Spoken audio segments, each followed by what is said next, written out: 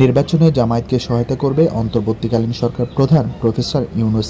জামায়াত ইসলামীর আমির ডক্টর শফিকুর রহমানকে ফোন করে জানান প্রফেসর ইউনূস নিজেই শুধু বিএনপি না, জামায়াতকে বড় ধরনের সহায়তা দিতে চান এই অন্তর্বর্তীকালীন সরকার প্রধান। নির্বাচনে জামায়াত যেন কোনোভাবে বাধাগ্রস্ত না হয় সেই চেষ্টাই করবেন প্রফেসর ইউনূস।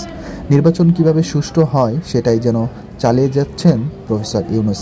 জামায়াত ইসলামীকে বড় ধরনের সহায়তা করতে যাচ্ছেন সে। তাহলে কি জামায়াত ইসলামীকে সরকার বানাতে চান প্রফেসর ইউনূস? কারণ বর্তমানে মানুষের মুখে মুখে এই কথাটাই বেশি শোনা যাচ্ছে, নতুন করে কোনো দলকে দেখতে চান।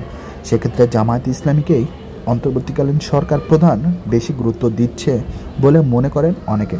তবে বিএনপির সাথেও বৈঠক করেছেন জামায়াত ইসলামী। তারেক রহমান বিএনপির ভারপ্রাপ্ত চেয়ারম্যান, তার সাথে লন্ডনে দেখা করেছেন। বলা চলে সেই দেখাতেই অনেক কিছু পরিষ্কার হয়ে গেছে। সম্ভবত বিএনপিকেও বড় সহায়তা দেবে। তবে অন্তর্বর্তীকালীন সরকার প্রধান চান সুষ্ঠু নির্বাচন করে যে দলকে মানুষ ভোট দেবে সেই দলই জয়ী হোক।